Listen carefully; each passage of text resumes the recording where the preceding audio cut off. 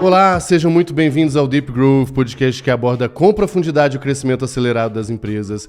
Eu sou Gabriel Costa Mineiro e eu tenho o prazer de receber aqui hoje o meu amigo Leandro Herrera, fundador e CEO da Tera. E aí, meu querido? Que bom ter você aqui. Prazerzão. Obrigado, cara. Obrigado por me receber.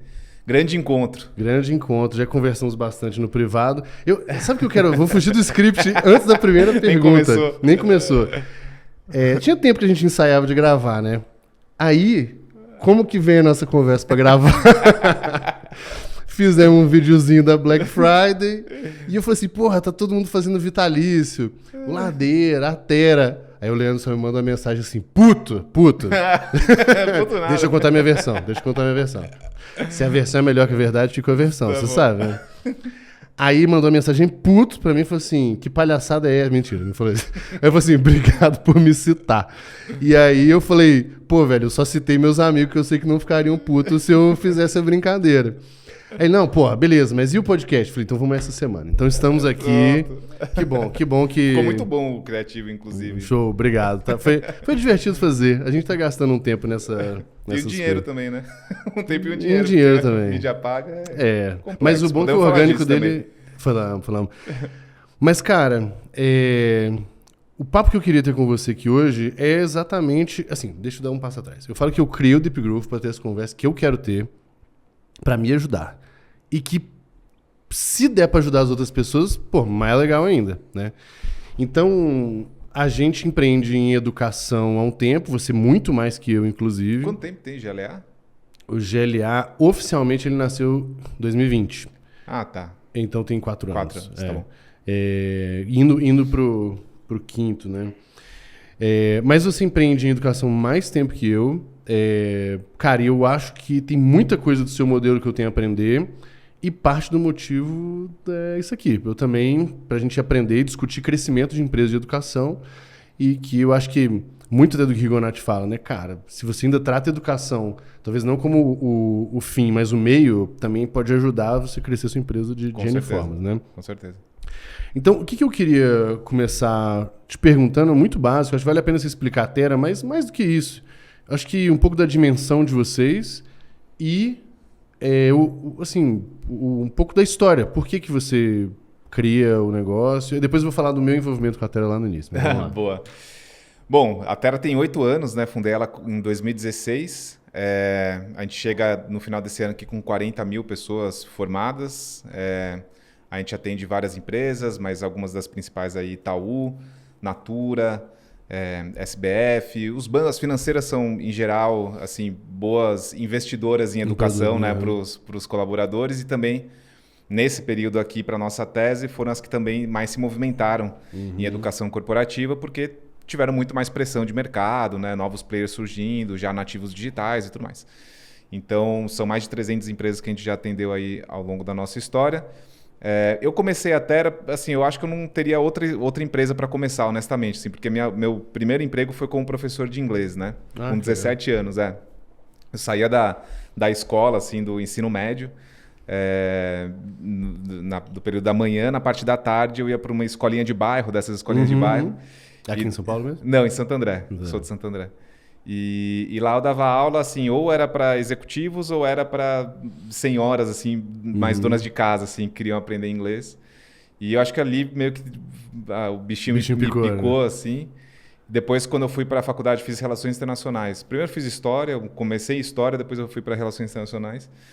E aí eu me interessei pelo terceiro setor, acho que também um pouco por essa coisa de impacto e tal. Fui trabalhar na Fundação Brava, uma fundação que traz assim, consultorias estratégicas, tipo McKinsey, Bay Company, etc., para entrar em órgãos públicos ou terceiro setor na época. Então ali também trabalhei com projetos de educação aí mais sistêmicos, um projeto grande na Secretaria de Educação de Minas Gerais.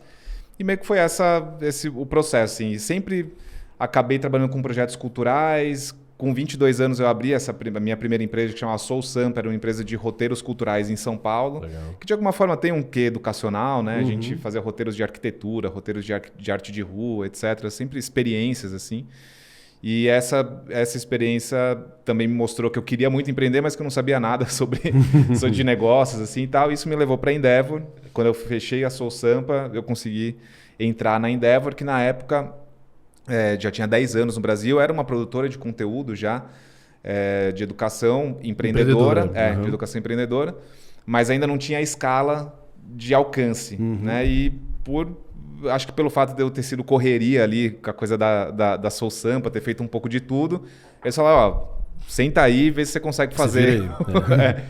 E aí ali a gente desenvolveu um case grande assim, de educação empreendedora, desenvolvemos o Portal Endeavor, vários programas de conteúdo, Day One, que acabaram ficando muito famosos, assim, que atingiram muita gente. Foi onde eu também aí tive a picadinha do growth produto durante esse período na Endeavor. E depois da Endeavor eu fui para a Geek, que lá em 2016 já trabalhava, 2014 na verdade, já trabalhava com inteligência artificial para educação básica, né? De ensino adaptativo? De ensino adaptativo, E ali eu acho que também foi onde eu comecei a trabalhar mais com essa intersecção de produto e growth, assim, numa empresa em crescimento. Eles tinham acabado de receber uma série B de investimento, EdTech, assim, na época era muito raro ter investimento. Sim. E foi uma experiência muito legal. Nesse processo eu comecei a dar aula em ensino superior e aí eu já estava olhando para fora para falar assim, puxa, eu quero abrir alguma coisa que seja de ensino alternativo, e estava começando essa coisa dos coding bootcamps. Fiquei louco com essa tese, assim. E em 2016, quando a gente abriu, a gente foi um dos pioneiros, né? Na época já tinha, acho que 6 meses antes, o Gui tinha aberto a Gama, a Gama Academy, e tinha a Mastertech também.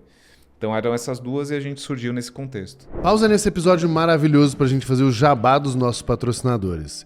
E o primeiro somos nós mesmos com o GLA Lideranças. A gente sabe que a liderança em marketing growth tem um impacto muito grande, tanto nos acertos quanto nos erros também. E é por causa desse impacto que muitos líderes e fundadores ficam inseguros com seu plano de crescimento.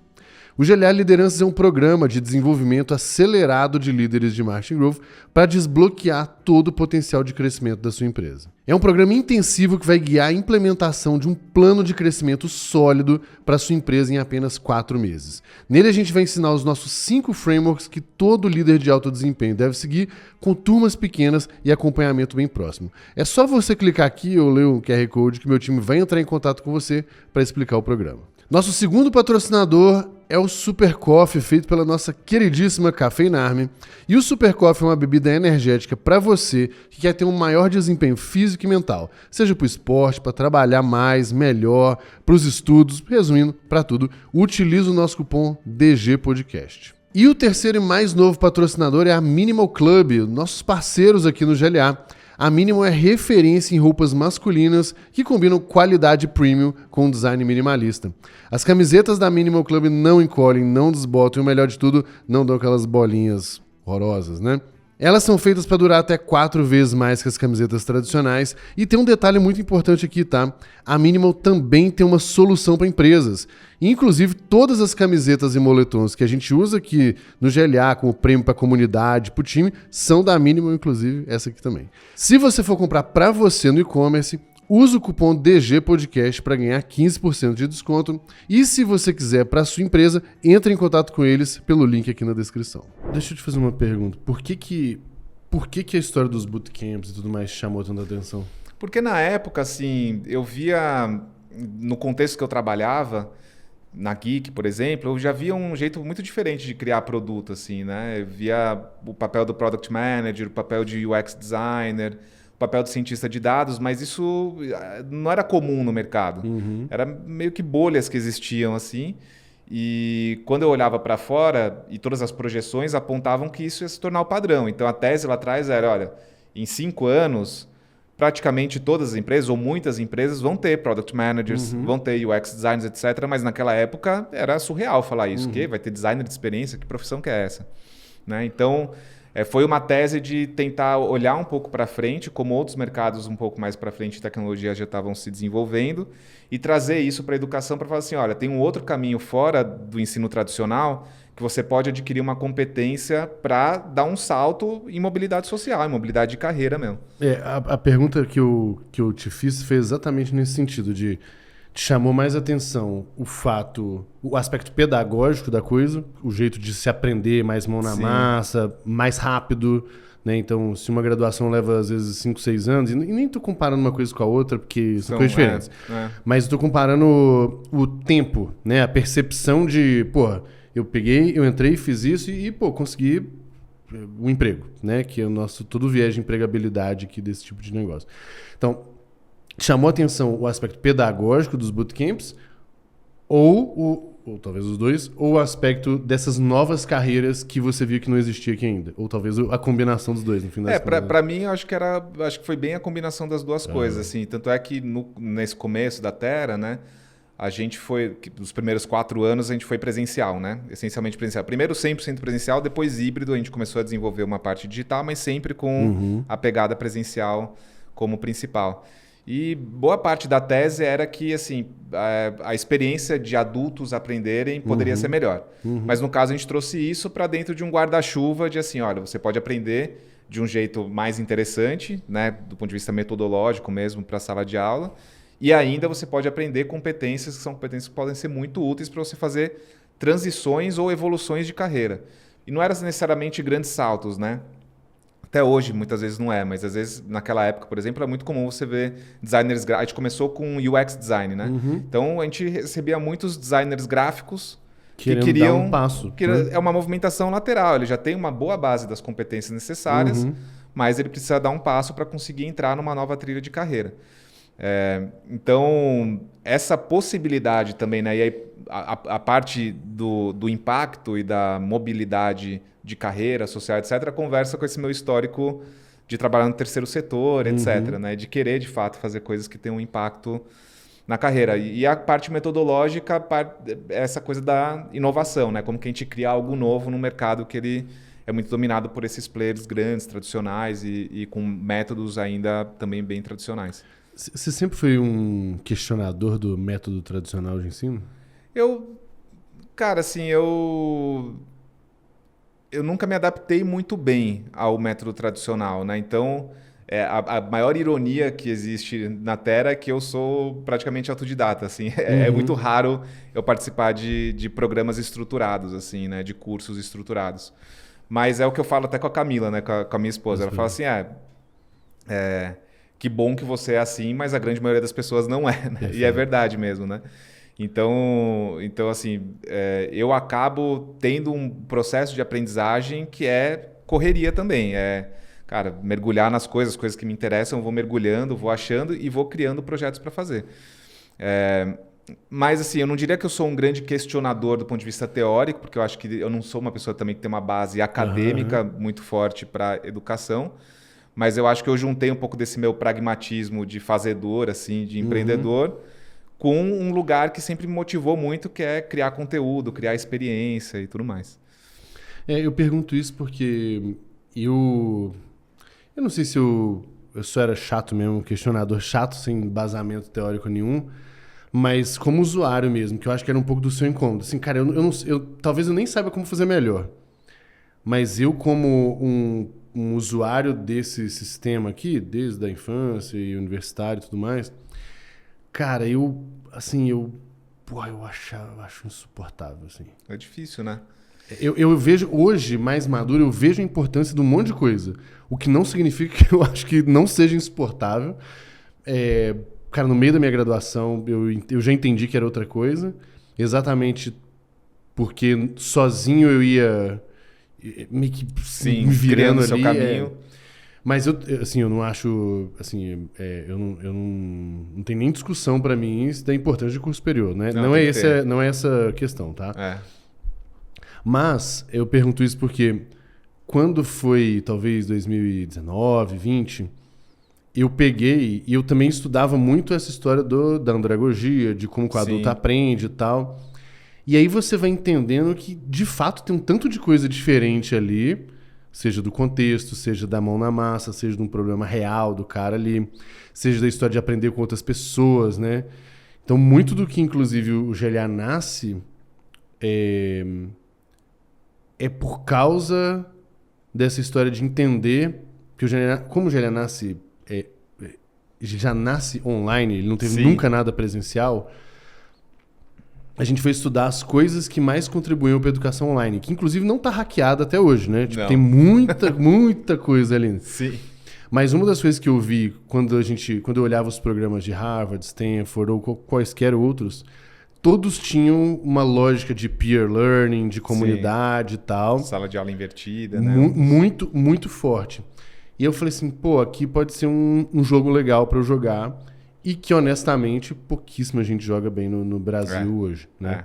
Então, também a minha adaptação de produto vem um pouco dessa inconformação de, cara, não tem um jeito melhor mesmo aqui de fazer algumas coisas. E educação tem, assim, a grande maioria das pessoas que vai empreender em educação tem uma composição de idealismo em maior ou menor grau. Né? Não necessariamente os idealistas são os melhores negócios. Com certeza. Mas precisa ter, né? Um pouco de querer fazer diferente, um pouco de querer trazer. E você vai ver assim, o mercado de educação, né? Até uma das razões aí do mercado de venture capital meio que virar um pouco, né, o nariz assim, é porque você fala assim, mas tem baixa barreira de entrada, tem baixa diferenciação e tal. Eu acho que isso é verdade, mas ao mesmo tempo, nenhuma, mesmo que sejam duas empresas que fazem teoricamente a mesma coisa, servindo o mesmo público, elas vão fazer de formas absolutamente diferentes. Elas vão ter sinais completamente diferentes, crenças completamente diferentes. E assim, né, a mesma coisa assim, você fala assim, Harvard e Stanford, é tudo Ivy League. Mas cada uma vai ter o seu DNA, vai ter o seu jeito específico de fazer e tudo mais, né? E eu acho que isso que é fascinante, assim, eu gosto muito também da questão da composição dessa identidade das marcas de educação, assim, porque eu acho que as marcas de educação, elas têm um papel muito afetivo na vida das pessoas, né? Em geral. E quando eu criei a Terra, né, para mim, assim, e até hoje, né, uma das coisas que eu mais gosto de preservar, assim, é isso no meu imaginário, assim, puxa, olha o quanto que uma marca de educação, às vezes você vai falar para o seu neto que você, cara, teve uma experiência na Terra, no GLA, etc., que foi um ponto de virada na sua vida, sabe? Aquilo ali, ela fica num lugar muito especial, assim. Então, para mim, é também legal de construir marcas de educação. Então, dentro disso, a gente tem uma filosofia muito de longo prazo aqui, por alguns motivos, né? Um deles, que eu falo bastante, é o seguinte. Tem duas indústrias que a relação comercial é muito diferente, que é a indústria da saúde e da educação. Porque é o seguinte, se eu te vendo esse café aqui, eu te cobro R$5. Aí você me paga R$5. Cara, ninguém deve nada pra ninguém. Foi uma transação limpa, né? Você concordou com o preço, eu te entreguei o produto, tudo certo. O feedback é bem rápido, ou o café é bom, não é bom, ruim. Mas a relação comercial ela é muito simples, né? Transacional, tem início, meio e fim e tal. A relação de educação e da saúde é muito diferente, que é você me paga, você me pagou, você comprou um conteúdo meu, eu te entreguei o que você me pagou. Teoricamente você não me deve nada. Só que se aquilo ali gera um impacto para você, e esse impacto provavelmente só você vai saber a real dimensão dele, você cria um débito moral comigo. Né? E saúde é a mesma coisa, né? Eventualmente você pagou o médico foi lá, fez o que ele tinha que fazer, nossa, porra, você salvou minha família, isso aqui, tal. Mas teoricamente você não... Gente, não me entendam mal, não enche a porra do saco, né? Mas teoricamente você não tem nem que dizer obrigado, porque foi uma relação comercial bem estabelecida. Sim. Só que eu acho incrível, porque é daí que eu acho que vem o ciclo virtuoso da coisa. 100%. Porque os meus alunos... Cara, os caras, se eu pedir, grava um negócio pra mim, cara, opa, com certeza. Dá uma aula pra mim, o cara se sente honrado, feliz. Cara, você pode ajudar o fulano? Por quê? Porque ele já entendeu que ele passou por uma transformação e ele tem uma dívida moral, que oficialmente, de novo, não deveria ter, mas tem. Não à toa, os maiores fundos de endowment nos Estados Unidos são de ex-alunos, né? São de universidades, né? Isso, e ex-alunos. Ex-alunos Não, é muito legal. E aí eu acho que é o lado virtuoso da coisa, que é Harvard é bom porque tem os melhores alunos ou porque a educação é boa? Só que é por ter uma educação boa que ele tem os bons alunos. Por ter bons alunos... É um ciclo virtuoso. É um ciclo virtuoso. Né? Então, eu acho que o benefício que a gente tem aqui nessa história, eu acho que a gente, como empreendedor de educação, colhe um fruto diferente que talvez outras indústrias não colham, entendeu? Com certeza. Né? De satisfação, de gratidão, é muito legal. Com certeza. Não, e dura muito, né? Dura muito, assim, a gente... é recorrente ter pessoas que aparecem do nada, assim, e falando, me formei em 2018 na Terra, e aí aconteceu isso na minha vida, eu formei em 2019 e tal. Elas realmente continuam acompanhando, entendeu? E é bem como você falou, e tem outro aspecto também, né? Não só esse aspecto da gratidão de longo prazo, mas também pra gente sempre teve um aspecto meio ético, né? Que também se relaciona muito com a indústria de saúde, né? Então, assim, você tem a ética médica, né? O que você pode ou não pode fazer dentro daquele ambiente e tal. E eu acho que também toda escola vai ter um pouco da sua própria ética, né? A diferença não tem ninguém regulamentando isso, né? Que não tem ninguém... Exatamente. Então depende até mais ainda do bom senso ali do empreendedor. Exato. Então tem que saber navegar. A gente sempre foi muito cuidadoso assim, em relação a isso. Mas a gente passou por muitas fases, né? Em 8 anos foram... Eu queria chegar exatamente nisso aí. Então, ótimo, você já me... Cara, eu lembro da... O escritório de vocês foi no Cubo, alguma época? Não, foi o primeiro. Foi no Cubo? Não foi o primeiro, foi o Starbucks, né? Eu sozinho no Starbucks. E depois teve um do Google, né? Cubo, depois o Google. Tá. Cara, porque eu lembro lá atrás, exatamente eu lembro de ter uma primeira conversa quando vocês estavam começando a desenhar um programa de growth. Depois eu lembro eu dando alguma participação em aula, no programa, não lembro exatamente, teve algumas coisas. E quando a gente teve o nosso último papo aqui no escritório, você comentou muito da maluquice que foi pandemia e toda a mudança. E naquele dia você já ensaiou também o que eu vi ontem, que era a história do MBA. E, se eu não me engano, vai ter uma AI também ali no caminho, né? Já chegamos lá.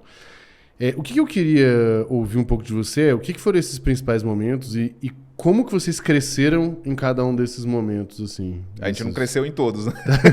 Esse é o disclaimer. É um ponto importante, Mas, assim, cara, o começo foi muito curioso, assim, porque como a gente começou numa tese, eu acho que foi assim, aquela coisa, você começa numa tese com alguns golpes de sorte, mas meio que o timing era o timing da ideia, assim, isso sabe? Que precisava acontecer.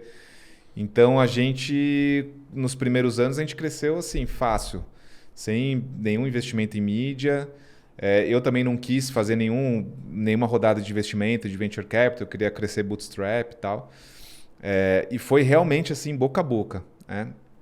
E muito nessa coisa, assim, que eu queria fazer uma coisa muito consistente, formando uma comunidade, queria que as primeiras pessoas tivessem um impacto muito bom, então era bem concierge, assim, presencial, não sei o quê, né? A gente tinha tudo mapeadinho, quando a pessoa chega no prédio, o prédio era no WeWork, naquela época o WeWork ainda era, nossa, uau, então toda a experiência era muito diferente, assim, do que uma pessoa indo numa universidade aprender e tal. E aí a gente foi crescendo... organicamente e foi assim, tem poucos jeitos como você consegue crescer uma empresa de educação, essa é a verdade, né? Mas assim, uma delas é a diversificação de portfólio, né? Então a gente começou com UX Design, logo depois 3, 4 meses depois a gente lançou Product Management, que acabou sendo o hit, assim, né? E aí boa parte da história da empresa se apoiou nessa vertical especificamente, Product Management, mas assim, no primeiro ano de operação a gente lançou 3 bootcamps, UX, Product e Data Science. E aí, no segundo ano, a gente lançou Product Growth e Data Analytics. Então, bom, foi meio que diversificando e naquela época meio que tudo que a gente lançava pegava, fazendo organicamente. Você se beneficia um pouco do mercado quente, né? Mercado quente, que o mercado empurra. A lógica o fato da gente estar em mercados de educação voltado para empregabilidade... O mercado é muito decisivo nesse crescimento. Muito, muito. Então, assim, é isso. Em educação, acho que, assim, para mim, depois de 8 anos, tem muito trabalho, consistência, etc. Você vai ganhando um fator composto ao longo do tempo, que vai refletir no seu resultado. Mas tem muito de timing. Mexer e tem que estar sempre se mexendo para encontrar a onda certa que você vai entrar. Diga de passagem, desculpa te interromper tantas vezes. Normalmente eu interrompo menos, mas tudo aqui... bem. Mas, cara, eu tava no Saster agora, em setembro, e aí eu fui ver a palestra de um cara que eu nunca ouvi falar na vida. Nem lembro o nome dele, inclusive, mas foi a melhor que eu vi. E aí ele já começou, ele começou mostrando assim, essa empresa que eu tô é a terceira empresa de mais de $1 bilhão de valuation que eu sou CEO. Eu falei, ok, vamos prestar atenção, alguma coisa tem pra aprender com esse cara. E aí ele contou que quando iniciou o boom de ChatGPT, IA e tudo mais, ele parou, olhou e ele falou assim, cara, a gente pegou e moveu 30% do nosso time de engenharia de uma vez para AI. E aí ele falou a frase que é exatamente isso aí. Ele falou, cara, eu prefiro ser um surfista médio numa onda boa do que um surfista excelente numa onda bosta, sabe? E esse negócio ficou na minha cabeça e o que você falou é exatamente isso. Talvez o produto nem sei se vai ser o melhor de todos, talvez tenha um tempo para maturar, para aprender, mas se a onda é boa... Putz, ajuda muito, cara. Ajuda muito justamente porque é um mercado muito competitivo, né? Então, e aí assim, a onda a gente surfou, e não só a gente surfou, muita gente surfou, né, a onda nesse começo. Mas assim, foram tipos de jogos muito diferentes, assim, é muito legal ver olhando para trás, porque como a gente foi orgânico, né, sempre vendo do caixa, sei lá, no segundo ano que a gente estava aqui, chegou aí o Dast. Aí o Dast chegou, no Brasil, milhões de investimentos, montou um puto escritório, melhores pessoas trabalhando, e a gente olhando, falou, puta, cara, e agora, né? Ficamos pequeno, vamos olhar. Aí logo depois chegou a Digital House. Digital House também, cara, investidíssima, Kazek, não sei o quê, e a gente bootstrap. Puta, e aí? Segurando, né? Só que eu acho que é aquilo, né? Mercado bom, grande, cabe todo mundo. Só que hoje, olhando para trás, os que estavam mais alavancados foram os que primeiro saíram do mercado. E eu acho que tem muito desse jogo, né? Educação, que você falou, longo prazo.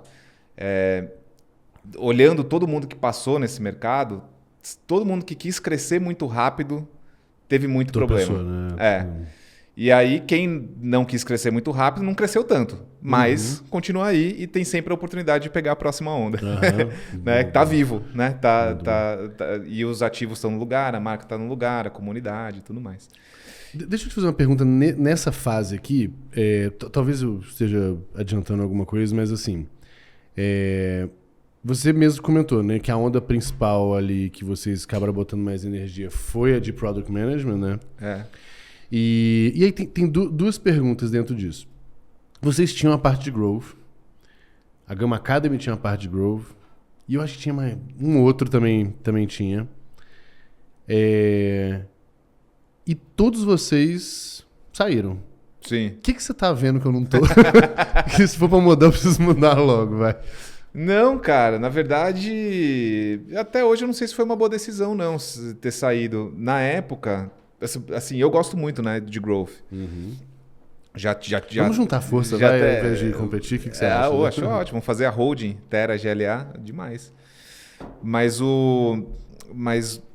assim, como eu gostava da coisa e tal, a gente lançou o Product Growth, 2019, sei lá, 2018. Era um programa que ele teve tração, mas ele, comparado com outros, ele não gerava tanto.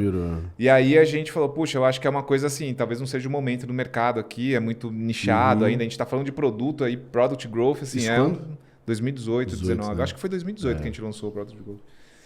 E aí a gente falou, puta, vamos sair, vamos fazer um negócio de marketing digital. Mais amplo.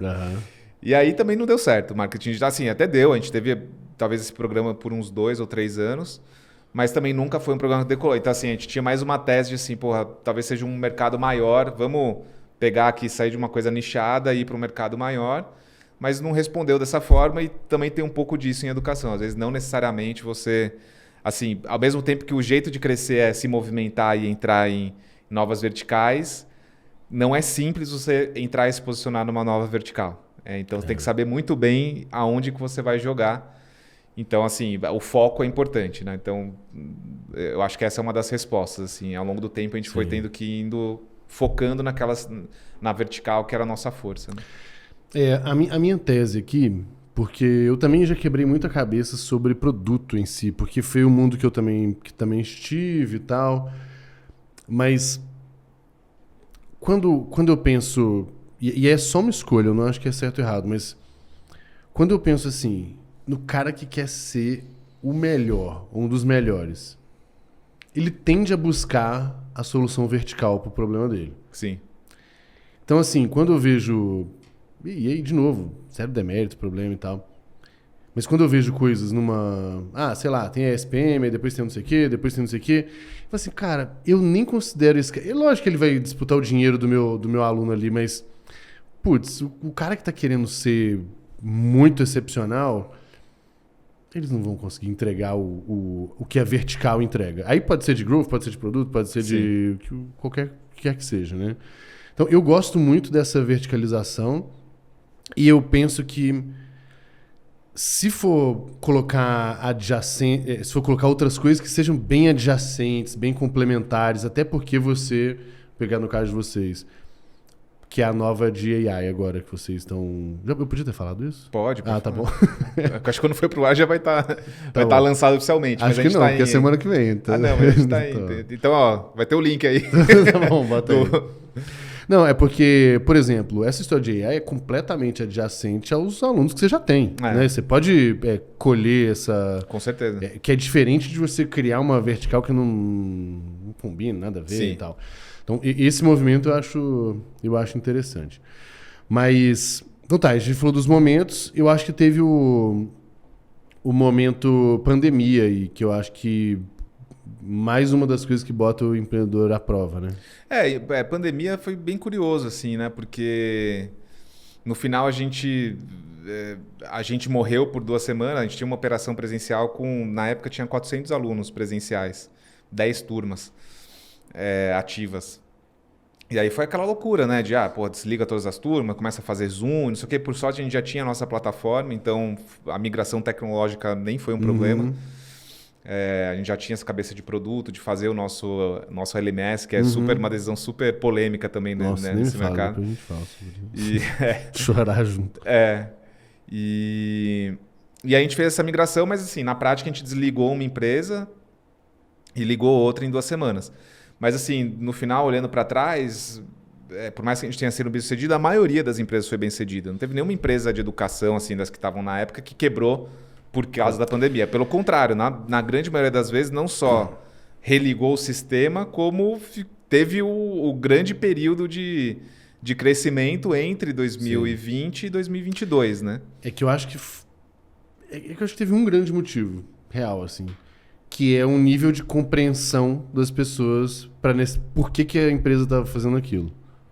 Não, eu acho que, na verdade, expandiu muito o addressable market de todo mundo, né? Vamos botar o passo 2. Isso, o momento 2. O momento 1 não teve tanto chilique. Talvez se vocês fossem presenciais 100% até hoje e mudasse hoje sem nenhum motivo aparente, talvez tivesse um... as expectativas baixaram, né? Isso, exato. Mas como todo mundo foi forçado, ele não tinha opção também. Então, acho que teve uma licença poética para mudar. Cara, na época, eu era... Tanto é que comecei em empresa presencial, eu era super... a minha tese, na verdade, para a Terra, se não tivesse acontecido uma pandemia no meio do caminho, nunca foi ser uma escola 100% online. A minha tese era... a gente aproveitar da infraestrutura de coworkings, porque o real estate é um elemento importante do mercado de educação, né? Então, assim, eu transformaria a minha estrutura fixa em variável, sala de aula, etc. E aí eu teria uma plataforma digital de aprendizagem. De suporte, né? De suporte. E eu ia reduzir um pouco do volume de footprint presencial, mas eu teria nas principais capitais hubs de aprendizagem presencial. Perfeito. Então a minha visão era essa, e era realmente uma coisa geográfica. Quando aconteceu a pandemia, caiu parte dessa tese e ficou só o online, né? Mas de fato, assim, o que a gente mais ouvia das pessoas era, puxa, eu nesse primeiro ano, assim, eu tinha muita resistência a aprender online e participar do bootcamp online, etc. Era tudo ao vivo, né? Síncrono. Me mudou completamente. Tá? Então foi uma adaptação cultural de todo mundo também. que as pessoas tinham uma visão de ensino à distância que até a pandemia, Sim, de sim. que não era efetivo para mim, que eu não ia conseguir Pra aprender, mim que não tinha o mesmo valor que o presencial e tudo mais. E dentro disso, sabe que a gente sempre foi online por dois motivos. Não que eu não vá fazer alguma coisa presencial, até a gente tem um viés de comunidade presencial, mas a educação em si online e tal. Por dois motivos.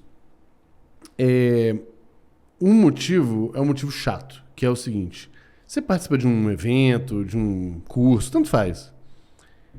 E o pão de queijo que você serve, porque tem que servir, o pão de queijo que você serve tá muito bom, ok, o cara acha gostoso, come, ele não vai indicar você porque você tinha um pão de queijo muito bom. Sim. Agora, quando o pão de queijo tá ruim, ele enche a porra do saco e ele reclama e talvez ele, cara, seja um detrator por causa da experiência de alimentação que não foi boa e tudo mais.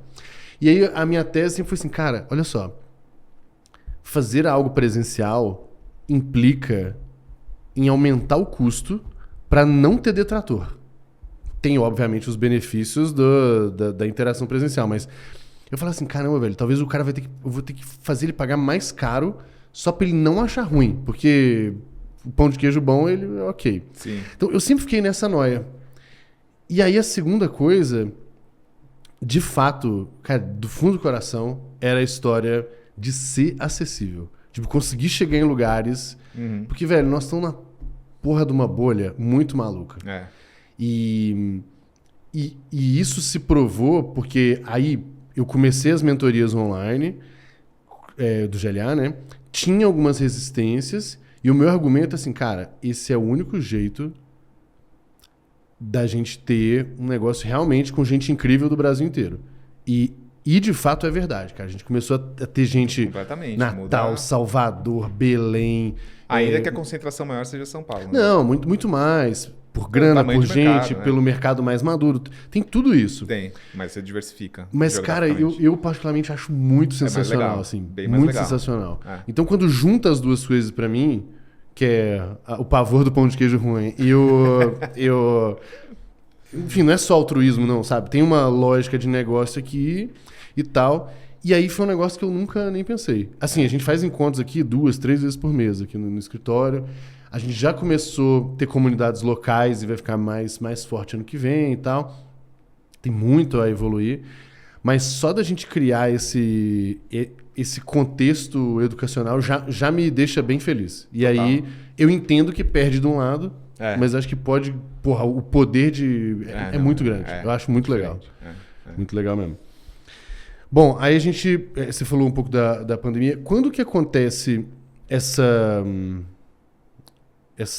redução, esse aumento de foco, essa redução dos programas? Isso é antes da pandemia, durante? Não, depois, na verdade. Porque, assim, aí quando chegou na pandemia, a gente tinha assim, consolidado nos...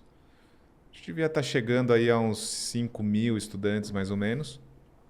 E aí, quando virou da pandemia, e aí o negócio voltou, né? Religou as máquinas e ele começou a tracionar, eu falei, bom, agora o jogo ficou diferente, né? Agora a gente virou uma empresa de ensino à distância num mercado de educação à distância com outros players. A gente aí você passa a competir com Coursera, com Udemy, etc, né? E aí foi aí só que eu falei, pô, eu vou precisar procurar um investimento. Entendi. Então a gente começou a fazer captação. Na época a tese estava muito quente, né? Muito, muito quente. Sim. Era o boom aqui de Bom investimento em tecnologia. Novo, né? Exato. E aí a gente teve, inclusive, 4 term sheets para assinar, mas só com estratégico, cara. Nunca, naquela época, pelo menos, os VCs eles não tinham acordado ainda para a tese especificamente. Foi um pouquinho depois que eles começaram a investir. Então aí a gente foi com a Arco Educação. Fez um investimento em abril de 2021 e com esse investimento, basicamente, a gente ligou a operação da produção de conteúdo assíncrono da Terra, né? A gente ligou o estúdio Terra, né? Entendi. E aí era para pegar tudo que a gente já tinha produzido de acervo educacional e transformar isso em conteúdo online. E foi animal, porque a gente, em 2 sprints assim, de produção, a gente ficou mais de 60 diárias de produção, gravamos quase 400 horas de conteúdo. Cobrimos todo o nosso portfólio e começamos a mudar a experiência. Então, a experiência que você entrava num curso da Terra, era 20 encontros ao vivo, ela passou a ser 15, depois passou a ser 10, mas o total de conteúdo que você tinha disponível aumentou muito e a gente foi, né, navegando um pouco nessa estrutura. E foram 2 anos muito, muito fortes mesmo, né? 2020 até 2022. Quando chegou em 2023, aí foi o inverno das startups, pegou diretamente esse segmento, né? Tanto é que, enfim, infelizmente, um monte de gente acabou ficando pelo caminho aí, né? Porque como é uma tese que ela está muito ligada em educação, vinculada ao mercado de trabalho, essa é a força da tese, Lógico, né? Lá atrás você fala assim, se o poxa... mercado esfria... se o mercado dá uma esfriada também, pô, dá uma esfriada assim no consumidor. E a educação ela é bem sensível nisso. Educação adulta, as pessoas elas fazem conta mesmo de ROI, sabe? Elas entendem assim, puxa, essa marca é a marca que eu quero me vincular. Se eu vejo outras pessoas que conseguiram se vincular com essa marca, o que aconteceu com elas? O timing é bom, o timing não é bom e tal. Então foi nesse momento, assim, nessa época a gente tinha... Nossa visão era assim, todas as posições de um squad a gente forma, né? Então a gente forma o Product Designer, o Product Manager, cientista de dados, analista de negócio, etc. E foi nessa época que a gente começou a funilar e falar, puxa, talvez aqui a gente tenha uma força maior nessa comunidade aqui de produto, entendendo o produto um pouco além do só o papel do Product Manager, que eu acho que é bem reducionista a gente falar de produto dessa forma. Mas existem várias competências relacionadas ao fluxo de criação de produto, a como esse eixo da empresa se relaciona com os outros stakeholders e tal, que a gente falou, puta, eu acho que é aqui que a gente tem mais força. Então foi de 2022 para 2023 que a gente deu a funilada e que eu acho que foi muito bom para a nossa história, acho que era necessário para onde a gente estava como empresa. Ao longo de todo esse caminho a gente foi adicionando novos estudantes, né? Então a gente, como eu falei, assim, a gente chega nesse final de ano com 40 mil estudantes, mas foi a maior parte já foi na segunda metade da história, né? Tá. Foi depois de 2020. Como que vocês crescem nessa outra onda? Talvez agora possa estar capitalizado, mais focado? Então, o mercado mudou muito, né? E aí vários outros elementos. Então, assim, se a gente não gastou nada de mídia na primeira parte, na segunda parte se tornou impossível para a gente, até agora, pelo menos, conseguir crescer sem investimento em mídia. Mídia paga, por exemplo. Mas a gente acaba assim, se apoiando muito no vertical de comunidade. Ainda indicação é uma coisa forte. A gente nunca conseguiu desenvolver um canal estruturado de indicação. Isso é muito interessante. Não sei qual é, até quero te ouvir. Mas assim, a gente conversou até com outras empresas de educação de que elas têm uma atribuição de indicação muito alta, mas elas nunca conseguiram desenvolver um canal, né, com recompensas específicas para indicação, como você pensaria assim, em outros modelos de negócio mais óbvios. E a gente tentou algumas vezes desenvolver isso e a gente não conseguiu assim, tracionar, embora indicação continue sendo o principal fator de geração de novos estudantes. Mais uma pausa, mas agora é rapidinho para te ajudar a descobrir quais são os gargalos que estão impedindo a sua empresa de crescer mais.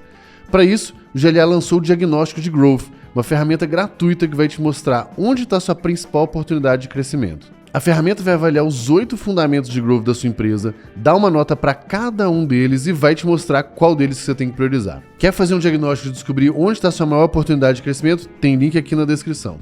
Tá, eu vou te dar eu vou te falar um pouco agora e um pouco no privado. Não, mas não tem muito segredo. No nosso caso, assim, ainda a indicação é muito forte, mas ela não atribuída. Não atribuída, né? Exatamente. Então, assim, a gente tem um programa, a gente consegue medir.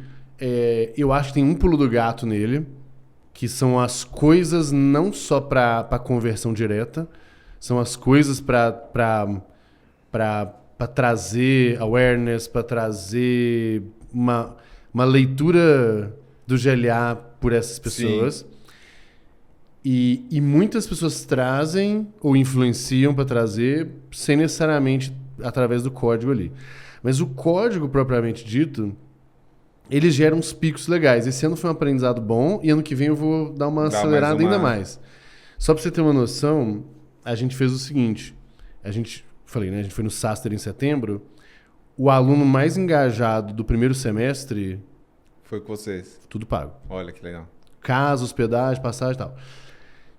E tem duas grandes vantagens aqui. Tem várias, na verdade. Primeiro que é uma competição muito legal, porque tem N formas de ganhar ponto, não só trazendo gente. É a que mais traz ponto, mas tem várias formas. A maioria das pessoas não entra na competição agressiva, a maioria é cauda longa mesmo, e a cauda longa ela tá interessada no perk, é tipo a camiseta, é não sei o que e tal. Sim. Então isso aqui é legal. Só que quando a gente coloca na mesa que a gente vai levar uma pessoa pro Vale do Silício com tudo pago, tal. Primeiro, a gente fez a conta que precisava ter para dar ROI, super tranquilo. Uhum. Acho que no primeiro mês de barulho, tipo, meio que pagou. Ok, pagou. Com certeza. Primeiro mês já pagou. E depois disso, lucro. Vamos botar isso. Show de bola. Mas mais do que isso, eu acho que isso tem uma mensagem de branding muito forte. Sim. Que é de... O nosso papel aqui, Leandro, é de...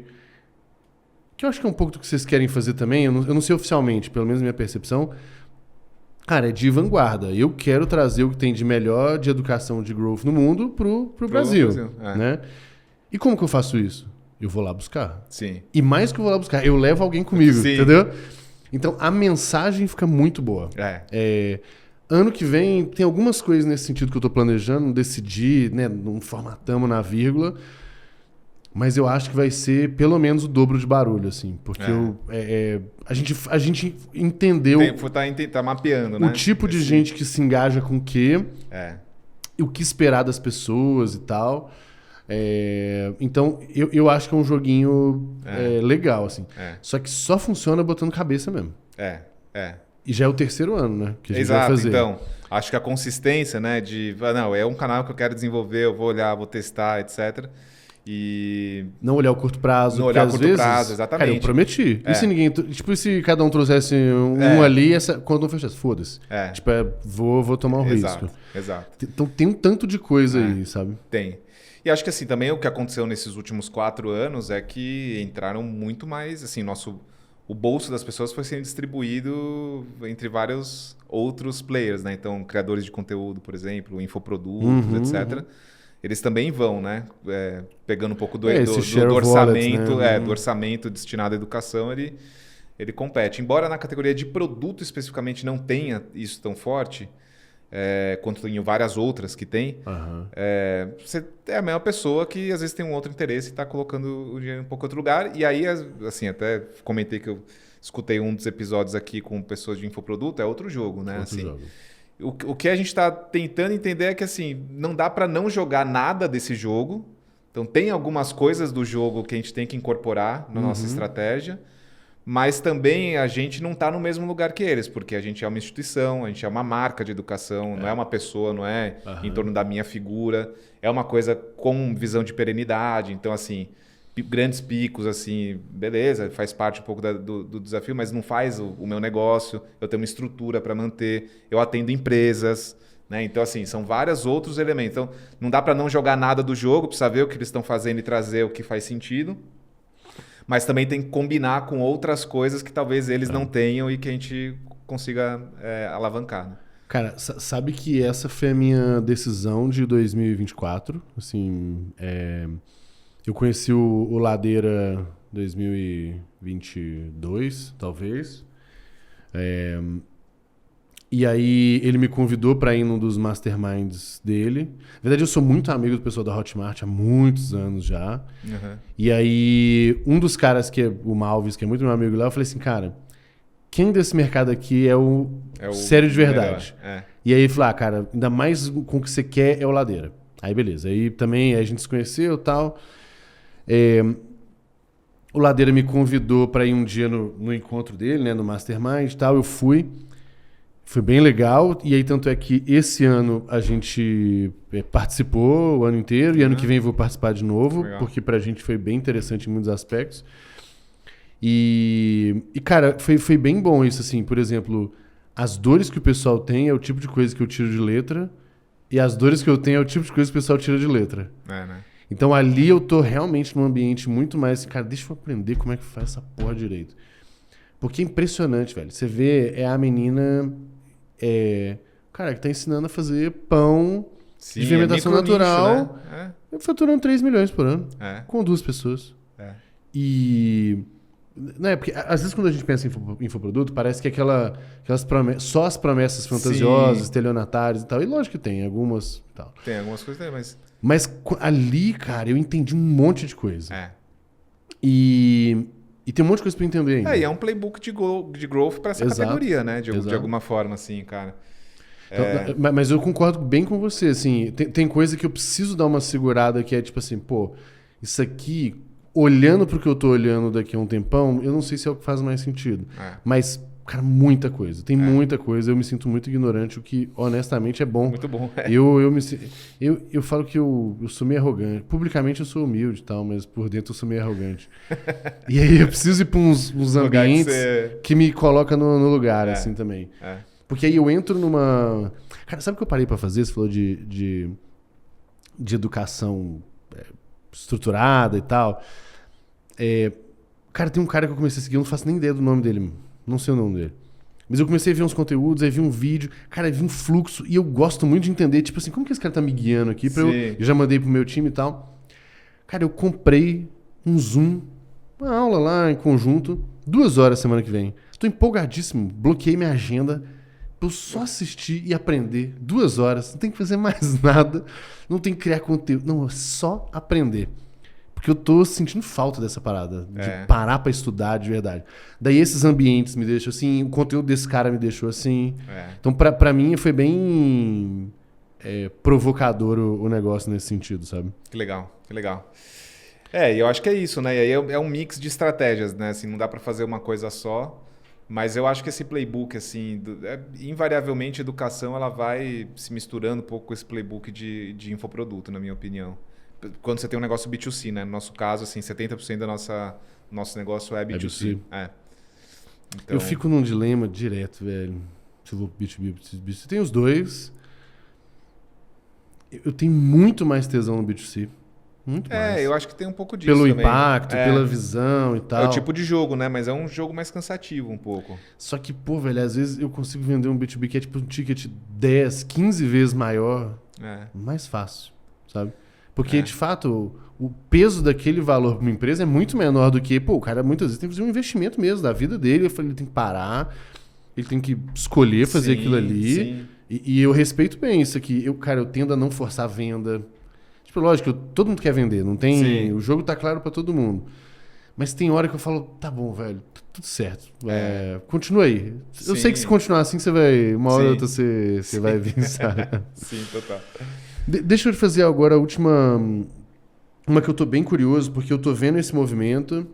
Eu vi algumas vezes e foi o que vocês anunciaram ontem, que é a história do MBA. Me conta um pouco do racional / das escolhas, o que você puder falar e tal. Claro.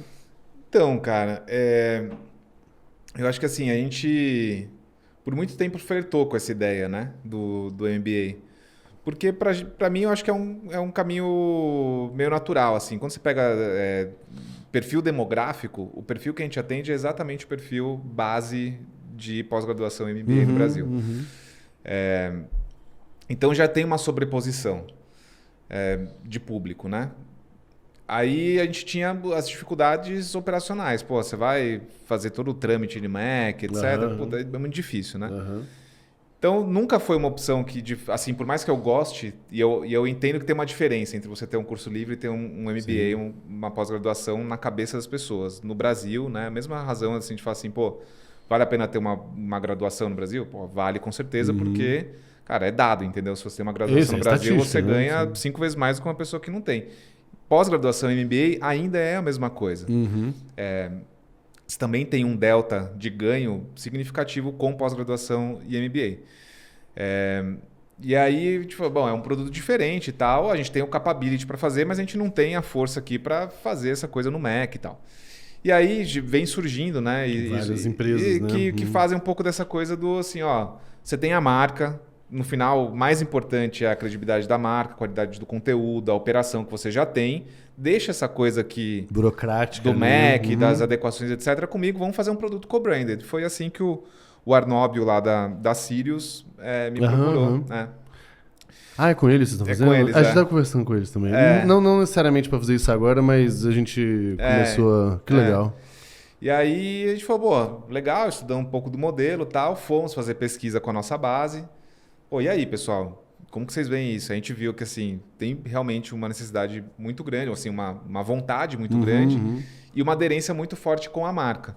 Então a gente falou, bom, why not, né? A gente já tem uma operação educacional, pô, agora a gente pode ter um selo de MBA que vai dado pelo MEC e tudo mais. E quando você olha alguns outros players de educação, eles também fizeram, assim, alguns deram certo, outros deram errados, né? Então vamos ver, eu acho que o ano que vem a gente vai descobrir. Mas a resposta inicial tem sido muito positiva do MBA. E aí, muitos deles, pegar a Conquer, por exemplo, que tem muito MBA, eles foram muito bem com pós-graduação, MBA e tal, responde por uma parcela significativa da receita. E é outro público, assim, quer dizer, o demográfico é o mesmo, mas assim, o tipo de decisão que você toma para o MBA é diferente da decisão que você toma para assinar uma plataforma, para fazer um curso, né? Então a gente está um pouco também com essa visão de, agora que a gente meio que estabilizou aqui, está com uma posição no mercado bem sólida e tal, como que a gente vai, então, trabalhando talvez diferentes necessidades. Para a pessoa que tem uma necessidade, que tem uma vontade de um programa mais estruturado, mais longo, um pouco mais alto nível de contato, tem uma disponibilidade de budget um pouco maior, a gente tem um produto. Para a pessoa que às vezes ou não tem o budget ou não tem essa necessidade, a gente tem outros produtos, né? Então a gente começa um processo um pouco de diversificação nesse lugar. Animal. Cara, tem bastante coisa aí pra gente trocar depois. Pra aprender. Faz o seguinte, toma umas porradas primeiro aí na frente, aí você me conta depois aí. Bom, já tô fazendo isso há um tempo. Inclusive, assim, um dos nossos princípios aqui é coragem e vanguarda, né? E é um pouco disso, assim, cara, se eu quero fazer algum movimento, inevitavelmente eu vou tomar mais porrada, eu vou gastar mais dinheiro, vou errar mais, vou demorar mais. Se eu entendo que o bônus desse ônus todo vale a pena, que é o que filosoficamente a gente acredita, então paga o preço e show de bola. Eu acho que o Arnóbio, né, e a Sirius, eles trazem um pouco dessa visão do unbundle da educação superior, né? Então, assim, por que você concentra um certificado, que é um símbolo no final, para algumas empresas que têm o fluxo burocrático para conseguir emitir aquilo, né? Sendo que você tem já um mercado muito mais centralizado de educação, né? Então, a gente vai conseguir, com o MBA, fazer uma certificação que tem uma dupla certificação internacional, com a Universidade do Arizona, por exemplo. É um MBA que, naturalmente, ele já tem uma lógica mais de networking, então a gente vai fazer imersões dentro de empresas com eles, coisas que a gente não faz no modelo tradicional. Tem lá um arcabouço de conteúdos adicionais que a própria Sirius traz. Então, assim, meio que o produto, quando a gente olhou o produto, a gente falou, porra, é um produto legal, assim, sabe? A gente banca esse produto, assim, a gente banca o MBA da Terra. Então enfim, bem animados assim, com isso. Vamos lançar vamos fazer o lançamento mesmo na semana que vem. Assim, a sensação que eu tenho, que me parece ter... que eu tenho e me parece que você tem também vendo, é um pouco desse tesão de produto novo, um pouquinho do frio na barriga, mas é legal, né? É legal demais. Legal. Tipo assim, tem horas que você fala assim, pra que eu fui inventar de fazer essa merda, puta merda, mas eu acho que se de fato a gente consegue, aí vem a história da educação como o efeito colateral positivo, né? De fato, cara, porra, se eu faço esse negócio inteiro e de fato eu entendo que um ou outro teve uma mudança de vida por causa disso, beleza. Então, assim, lógico que a conta tem que fechar para o programa continuar, mas pelo menos do ponto de vista do empreendedor, do criador de produto, isso faz diferença. Totalmente. Né? Totalmente, Animal. cara.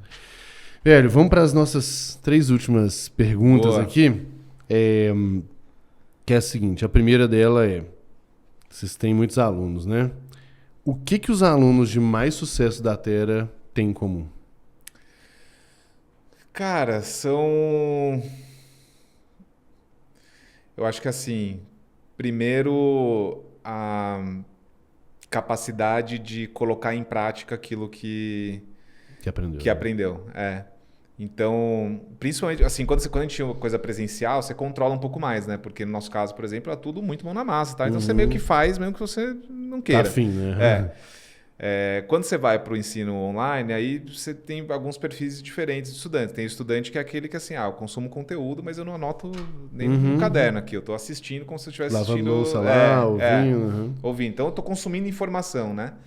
Os que vão muito bem são os que se organizam para, de alguma forma, mergulhar mesmo naquele tema e colocar em prática. Né? Então, assim, a gente tem lá na plataforma, sei lá, mais de 40 ferramentas para você colocar em prática processo de discovery, processo de validação de produto, processo de go-to-market, assim, você tem. Então, cara, quem faz um projetinho, quem organiza o seu portfólio, quem publica as coisas no LinkedIn são os que, em geral, vão melhor. Assim. Animal. Qual habilidade ou característica sua, como empreendedor, você entende que foi mais determinante para o crescimento da Terra? Cara, eu acho que, assim, o fato de eu ter um pezinho aí no marketing, na marca e tal, é algo que, assim, ela é tanto a luz quanto a sombra, assim, porque é o lugar onde eu tenho mais dificuldade em largar a mão. Então é um lugar que eu estou sempre querendo terceirizar, mas não conseguindo. Mas dando pitaco. Mais dando pitaco. Mas também eu acho que assim, é muito difícil. Eu imagino que eu ficaria numa posição muito mais vulnerável se eu não tivesse nenhum. Eu acho muito, assim, quando eu penso em outros empreendedores, eu falo assim, nossa, assim, começar uma empresa sem saber nada de marketing, sem ter visão de marca, sem entender minimamente canal, etc. Pô, difícil, cara, assim, você fica bem vulnerável, fica bem refém. Né? Diga de passagem, eu fiz um... Eu escuto muito empreendedor trazendo essa dor pra mim. E aí, eu criei Cara, um dia eu peguei um final de semana, foi tipo assim, de... Sábado, domingo, segunda, isso. E terça a gente botou no ar. Eu fiz um Notion que eu chamei Growth para Fundadores. O Guia de Growth para Fundadores. Animal. E vomitei um tanto de coisa lá que eu entendo que o cara precisa saber e tal. E, tipo, como saber se eu mando... Tá na hora de desenvolver meu líder, eu mando ele embora. Como saber que ele tá fazendo merda. Inclusive, era isso. Como saber que meu líder está fazendo merda. Com essas palavras e tal. E eu fiz um post no LinkedIn. Começando assim. Devo demitir ou desenvolver o meu líder de marketing growth? Porque é a pergunta que eu escuto recorrentemente. Eu falei, escuto muito esse negócio. Criei um guia aqui. Esses tópicos, Se quiser, comenta, eu quero. A ideia era falar assim, cara, a gente pegar umas 100 pessoas. Porque... pra gente explorar essa persona como lead do nosso B2B e tal. Foram 2.200 comentários em 24 horas. Aí, a gente desistiu. Falou, tá aqui o link, foda-se, acessa aí. Sabe que eu tive uma dessas, não sei se você viu na semana passada. Eu vi que você tem rolado, foi do grupo? Do grupo, eu vi. Tá com 3.400. Meu Deus. Então, a gente tem uma pessoa agora que tá mandando o link pra cada um. Porque é super difícil automatizar no LinkedIn. Não dá, Eu tentei também, assim, a gente achou lá umas soluções, mas assim, tem vários tetos que você bate. Então, mas o nosso a gente desistiu de mandar um por um e falar, a gente tá aqui. Exato, Não é boa. Mas exatamente isso, porque o cara fica muito refém. Gasta uma nota. Eu fiz uma conta de padeiro. O cara... Eu fiz uma conta de padeiro mesmo, assim, ó. Você pode gastar R$1 milhão no ano sem nem perceber com um líder ruim. Quer um exemplo? Aí eu botei pro cara. Se você tem um líder que custa, sei lá, 12 conto, 13 conto, mais 2 pessoas no time, bota tanto em ads, não sei o quê, 1 milhão por ano. Mas assim, ó, estruturinha pequenininha, cara, você torra muito dinheiro. Então, pô, achei bem pertinente. Última pergunta. Na verdade, essa é um pedido de recomendação de 3 conteúdos. Que o conteúdo pode ser gente, livro, curso e tal, que você entende que foi importante para você, e aí pode ser como empreendedor, pode ser sobre educação, pode ser sobre produto, o que você quiser. Mas 3 recomendações para quem tá ouvindo a gente.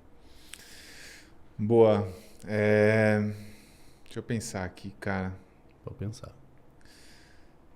Essa é a prova de que eu não combino nada não com o convidado. Se tivesse falado antes, eu tinha pensado nisso. Cara, tem um livro que eu gosto muito, que influenciou muito a minha trajetória, que é um livro do Martin Neumeyer. É aquele cara que escreveu... The Power of Zigging. O Zig Zag. Zig Zag. Cara, esse cara é muito bom. Você já leu coisa dele? Não. É muito legal. Não. E ele tem um livro que chama Meta Skills. Meta Skills. Que ele fala assim, são 5 habilidades muito importantes para Robotic Age. né, para a área robótica. Isso, mas esse é um livro que não é de agora, não. Ele é de talvez 2017, 2018, Caramba, que já falaram sobre isso. Cara, muito legal o livro, assim, acho que ele dá um framework muito bom, assim, para se pensar de uma forma mais ampla sobre que habilidades que você precisa desenvolver. Então, gosto bastante, Meta Skills. Tem um que não fez tanto parte da minha história, mas que eu tenho consumido bastante, que é a parte de conteúdo daquele fundo de investimento NFX. De Network Effects. De Network Effects. Esse é um tema que agora que a gente está entrando nessa vertical de inteligência, de ensino em inteligência artificial, né, que é uma das adjacências que a gente está pegando. Eu estou fazendo go-to-market e meio que uma tese de produto bem diferente assim, do nosso core atual. Hoje, né?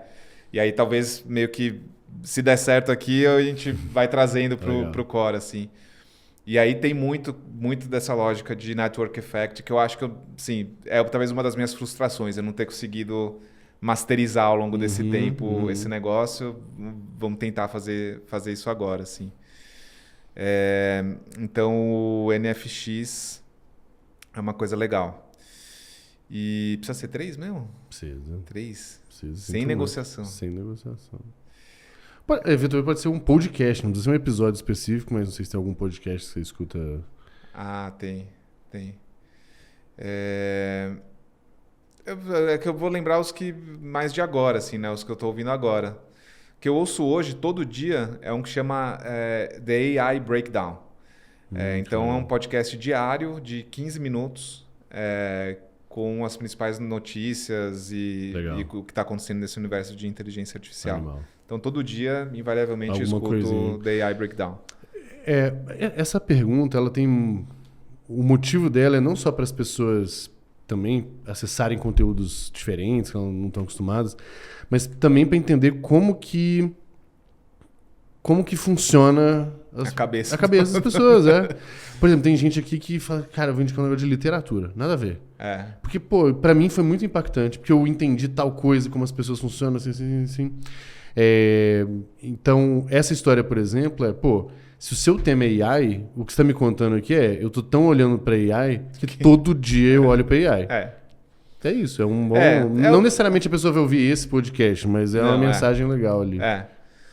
Ao mesmo tempo, é aquela coisa, né? Assim, gera um pouco de frustração, que às vezes eu falo, eu queria estar expandindo, trabalhando outros aspectos, né, de interesse e tal, mas acho que essa é uma das minhas, talvez ainda... pontos a serem mais desenvolvidos, assim, principalmente também com filho, etc, né? Você tem pouco tempo, você está trabalhando uma parte, quando você está lendo alguma coisa, no final eu acabo investindo mais nas coisas práticas também, que podem me ajudar no dia a dia, assim, sabe? Animal. O que eu faço, o que eu escolhi, porque eu estudo muito menos do que eu estudava antes, do ponto de vista aquele estudo clássico, organizado e tal. Mas para mim, o que mantém minha cabeça muito viva são os alunos, então o tempo inteiro tem pepino de alguém que é legal de quebrar a cabeça, e o podcast. Porque só de eu ter as conversas... Vou começar um podcast. Comece, é bom. Um pouco por isso também. É muito legal, cara. Eu confesso, assim, que agora a gente tá terminando a 10ª temporada, né? Quando eu comecei, porque a ideia foi da Thay, eu achei que ia ser meio maçante. Hoje é uma das coisas que eu mais gosto de fazer. Imagino. Imagina, eu tô aqui 1 hora só conversando com um amigo, aprendendo. É muito bom, né? E é raro a gente poder ter, né, esse tempo. É muito bom. Então, televisionado ou não, Exatamente. Muito bom. Não, e entra na categoria trabalho. Sim. Porque senão você fica com peso na consciência. Não sei se você tem essa sensação. Se fosse para falar de vinhos, o podcast. Não, aqui é trabalho, é um papo legal, divertido, mas ainda é trabalho. Então, tô trabalhando, tô batendo minha meta aqui.